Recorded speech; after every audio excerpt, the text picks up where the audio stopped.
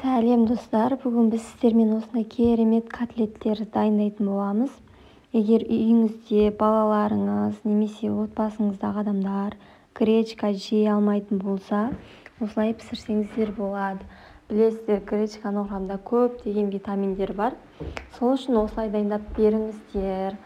Ал ингредиенттерге келетін болсақ, бізге қажетті гречка, қайнатылған картоп, сәбіз, пияз, бір жұмыртқа және де дәмдеуіштер қажет болады. Татымына қарай тұз. Ең алдымен біз пиязымызды қызып тұрған табада қуырып алатын боламыз.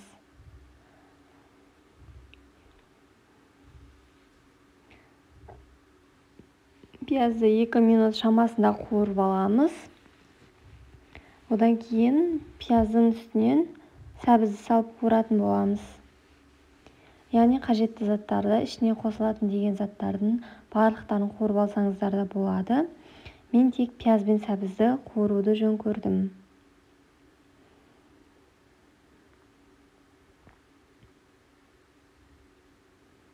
Осылай жақсылап қуырып аламыз, араластырып қызарғанша.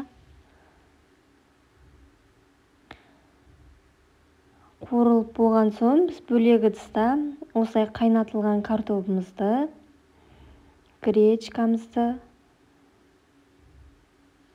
бір жұмыртқаны және де қуырылған пияз бен сәбізімізді салатын боламыз. Барлығын жақсылап араластырамыз.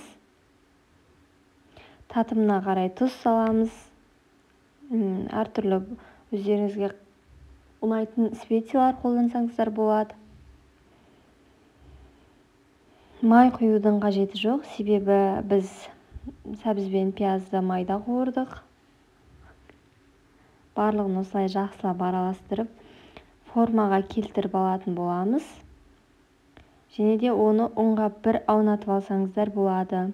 Мен осылай барлығын дайындап алдым.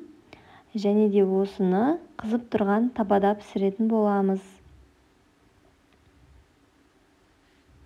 Табаны отқа қойып, осылай бір-бірден асықпай саламыз.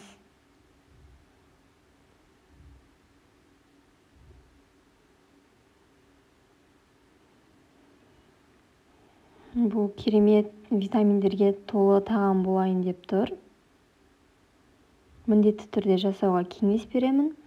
Және де менің каналым пайдалы болып жатса, менің каналыма жазылып, лайк басып, қолдау білдіріңіздер. Алдағы уақытта тағы да бұдан да жақсы рецепттер салынады деп айта аламын. Мінекей екінші бетін аударамыз. Қызарған соң.